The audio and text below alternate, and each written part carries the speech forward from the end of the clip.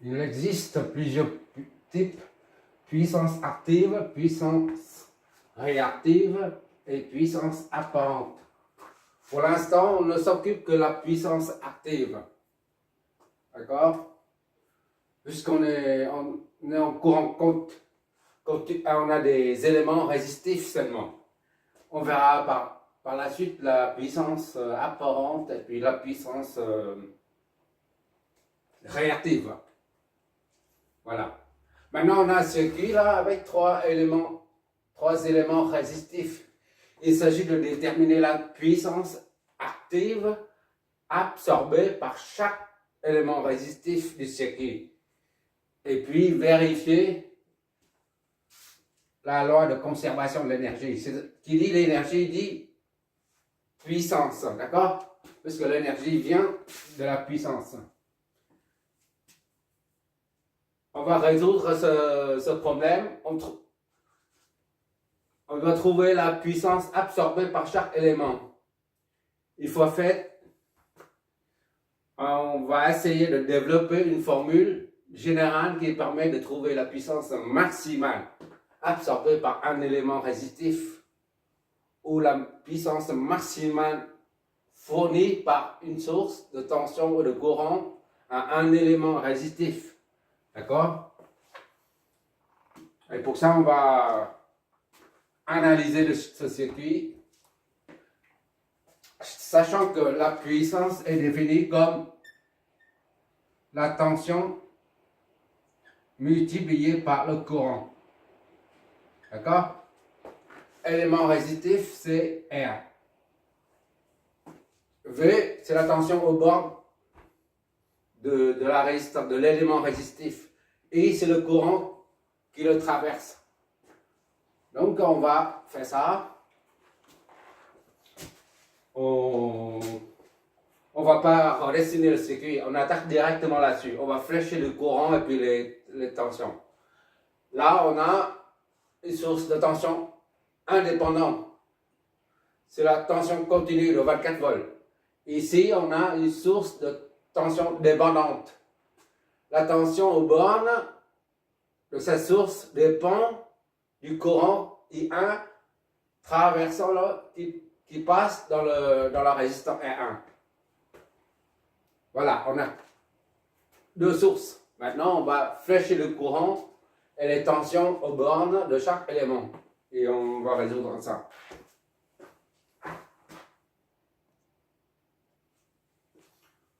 Au V, on va appeler ici là 0. Le point fixe arbitrairement choisi comme 0 volt de référence. Et après, on va numéroter les nœuds. Comme d'habitude, ici c'est A, ici B, et l'autre c'est C. D'accord? Ça, c'est la masse, c'est 0 volt. Note tout de suite, pour ne pas oublier, 0 volt. V0 est égal à 0 volt. D'accord? Maintenant, il y a un courant qui vient ici, I1. Donc, on met ici, c'est I2. On flèche le courant I2. Et enfin, I1 arrive ici. On va mettre, puisque c'est une source de tension, on va mettre I3. I3 ici. Ce n'est que des suppositions, d'accord? Le sens des courants est ainsi supposé. I3. On verra par la suite le sens réel. Pour l'instant, c'est ça. C'est comme ça. Et il reste des tensions à flécher. Ça, on va l'appeler, c'est une source de tension, donc les deux flèches, flèche de courant et flèche de tension dans le même sens. V, A, O. O ou 0. D'accord? Et là, c'est pareil, V, B, C. C'est une source de tension, la flèche de courant et la flèche de tension dans le même sens. Dans le même sens, B, C. Et ça, c'est un récepteur. Donc, la source de courant, le sens du courant et le sens de la tension, de la flèche de tension s'opposent. V, A, B. Et enfin, je vais mettre en haut. Je vais mettre en haut. V, A, B en haut. Je vais mettre de la place. V, A, B. On peut effacer ça, donc. Et ça, c'est V. On va mettre R5 ici. R5. R2, c'est égal à 50. Mais ce côté. Pour avoir de la place, là. 50. Voilà. Ça, c'est V, B, O. Un récepteur, le courant descend. La flèche de tension va dans le sens opposé. V, B, O. Qu'est-ce qu'il nous reste là? Oui, et ça. C'est V. Ici à là. D'accord? Les deux flèches s'opposent.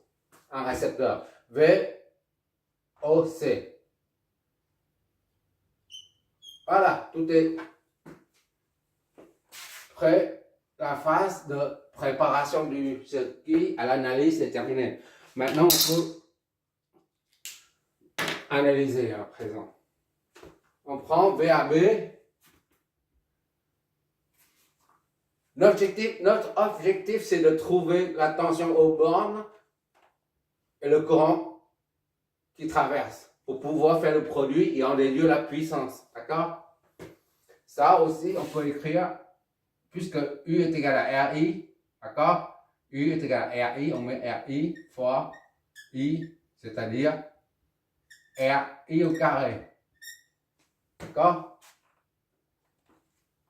O, U carré sur R. D'accord? Ces trois formes sont identiques, donnent la même puissance. D'accord? Bon, VAB, on y va. VAB est égal à, comme d'habitude, on utilise la méthode nodale. VAB est égal à VA moins VB. I1 fois I1. I1, I1. Donc, I1 est égal à V1 moins VB. VA moins VB sur R1. R1. D'accord? Ça, c'est 1. Maintenant, VBO, VO est égal à VB moins VO est égal à R2 fois I2. I2 soit I2 est égal à VB moins VO sur R2. C'est égal à VB moins VO c'est 0 sur R2. C'est-à-dire I2 est égal à VB sur R2. D'accord? C'est 2.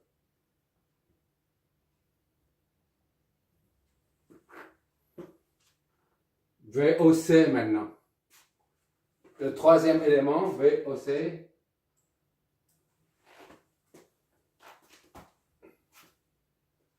VOC est égal à VO moins VC. OC là, OC, R3, I3. I3. Donc I3 est égal à VO moins VC sur R3 est égal à 0 moins VC sur R3. Et par conséquent, I3 est égal à moins VC sur R3. Ça, c'est 3. D'accord? On applique la loi des nœuds. I1 plus I3, ça donne I2. Alors, les nœuds entraînent I1 plus I3 est égal à I2, soit I1 plus I3 moins I2 est nul. Tout ça, c'est nul. Est nul.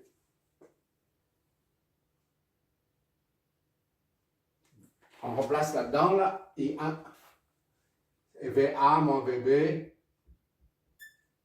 sur R1. D'accord? Plus I3, c'est moins VC sur R3. Moins I2, moins VB sur R2 est égal à 0. Je m'éloigne, sinon je ne vois pas.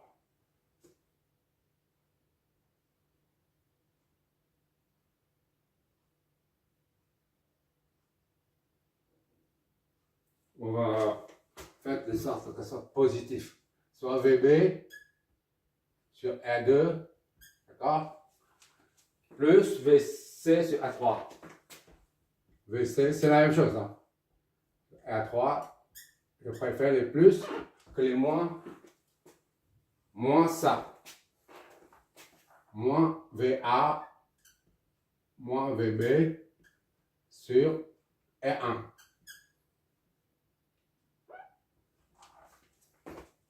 Tout ça est nul. C'est notre première équation.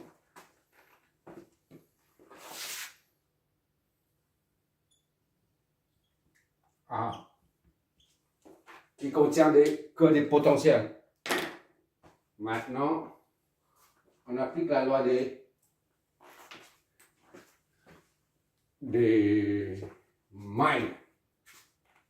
AO moins ça, on monte, moins ça, on va dans le sens opposé, on descend, plus, moins. Ça donne nul, la loi des mailles. On part de 0, on revient à 0, ça donne une résultante vectorielle nulle. A des mailles entraîne VAO. On va dans le sens de la flèche de tension. On met un plus.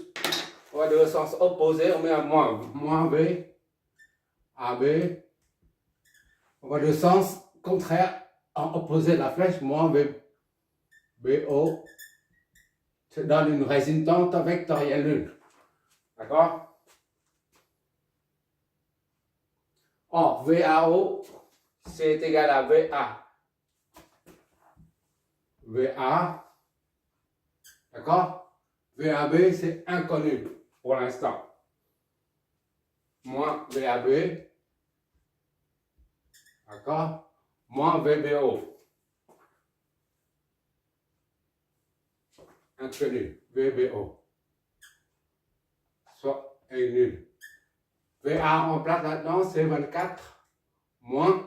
On va décomposer en potentiel. VA moins VB moins VB moins VO. Ça s'annule. C'est-à-dire 24, d'accord, moins VA plus VB moins VB plus VO. Tout ça s'annule. Ça, c'est 0. Parce que le potentiel au point O qui est la masse, est fixée arbitrairement à 0. Ça et ça s'annule, s'amplifie, et par conséquent, VA 24 moins VA est égal à 0. Soit VA est égal à 24 volts. D'accord? Ça, on voit, hein, si on voit visuellement. On n'a pas besoin de ce genre d'équation, normalement. Mais je préfère démontrer d'où ça vient. D'accord?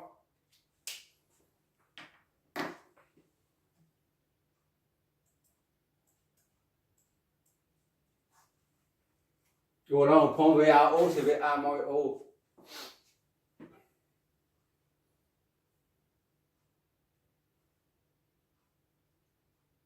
Maintenant, on prend une deuxième maille.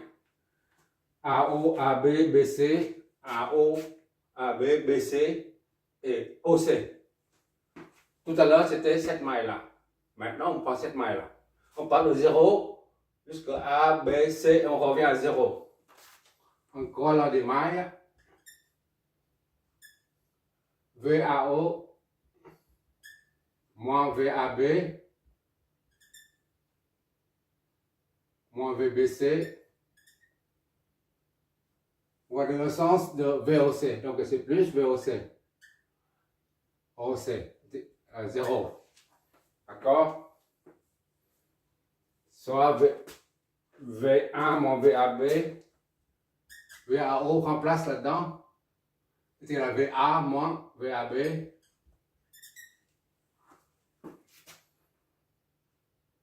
VBC, c'est ça.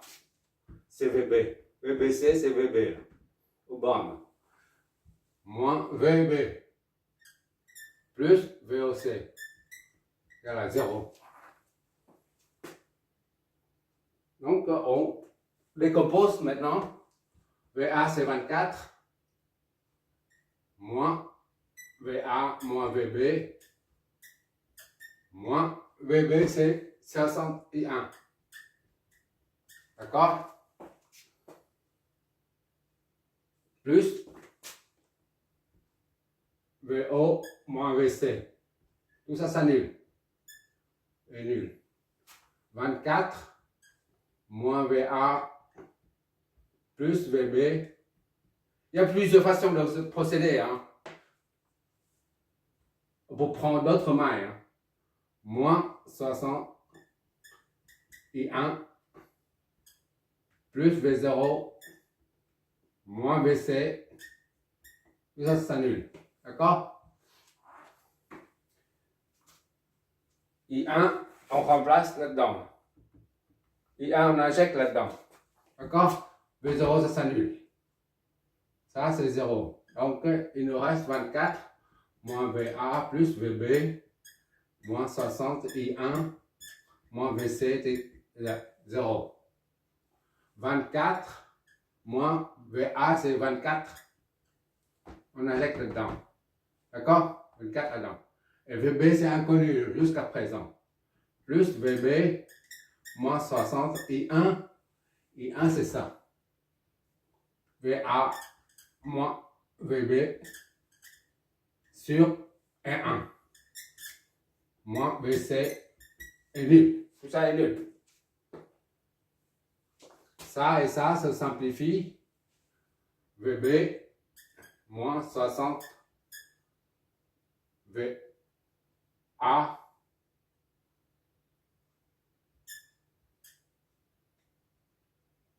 plus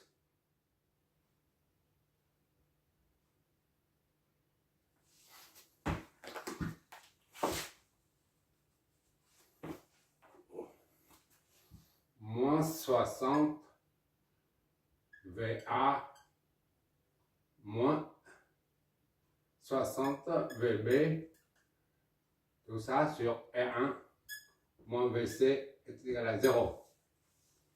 D'accord?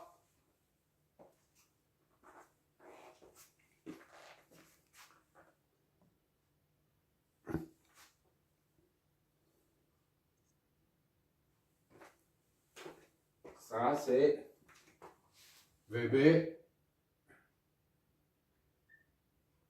moins 60 VA moins 60 VB sur RA. R1 c'est 250 moins VC c'est à 0. VB 250 VB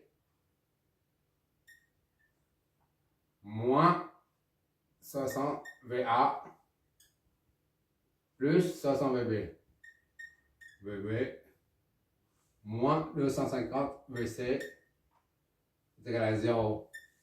C'est-à-dire moins 60 VA plus 310 VB moins 250 VC est nul.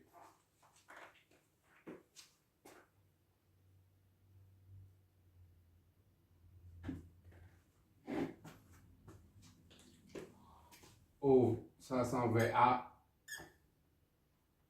moins 310 VB plus 250 VC est égal à 0. Voilà.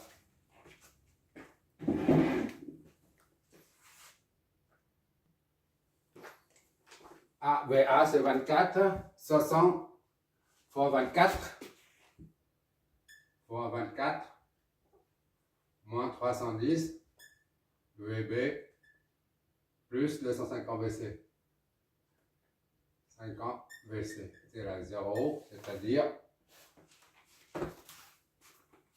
60 fois 24,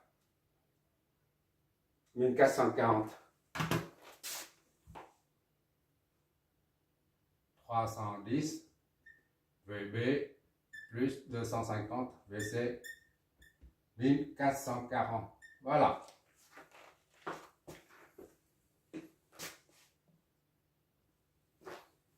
On appelle ça 1 B.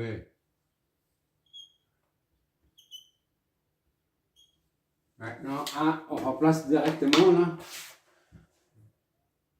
A1 égale VB sur R2, c'est combien? On a oublié de remplacer directement. R2, c'est 50.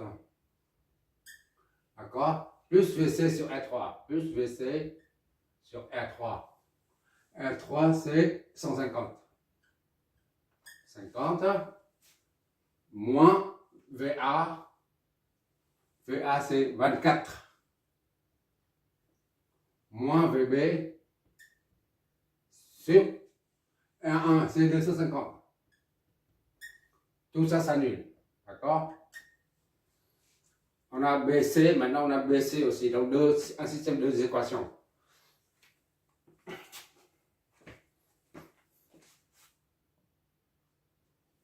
On simplifie ça, ça donne pour pouvoir trouver le dénominateur commun plus vite.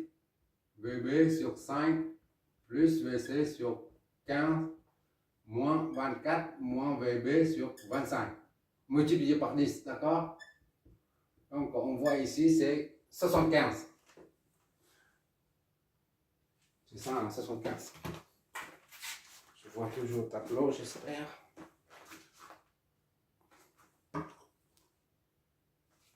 Cette dernière ligne. 75 divisé par 5, ça fait 15. 15 VB, 75 divisé par 15, ça donne 5, c'est l'inverse de l'autre, 5 VC, d'accord? Moins 75 divisé par 25, ça donne 3 normalement, 3. 3, 24 moins VB est égal à 0. D'accord? 15 VB plus 5 VC moins 3 fois 24, 72 plus 3 VB, ça s'annule. Donc 15, 18 VB plus 5 VC est égal à 72. Voilà. B et C.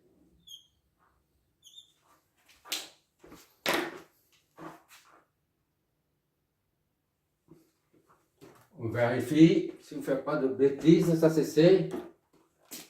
Il faut s'éloigner du tableau pour mieux voir. C'est bon. Ah, ça c'est une petite erreur ici.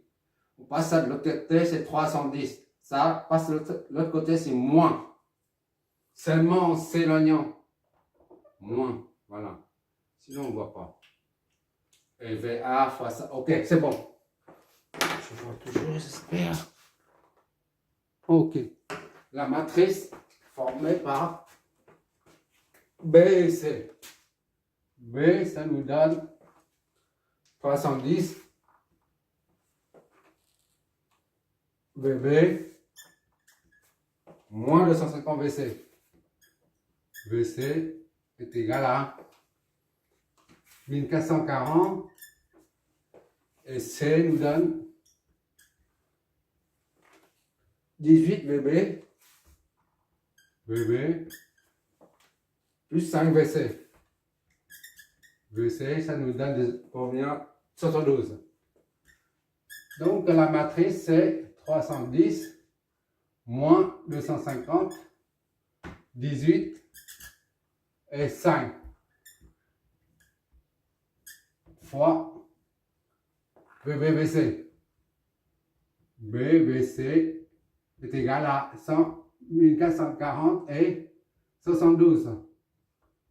Et par conséquent, on a VB est égal à VC est égal à. On va voir tout de suite.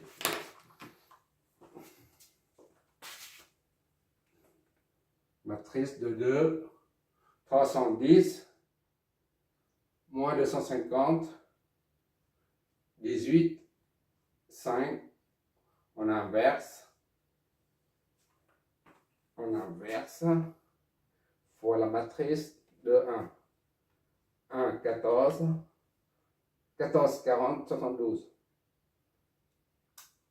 Voilà. Ça donne. Hop là. On met en décimale. Voilà. Donc on met les deux en même temps. 504 divisé par 121.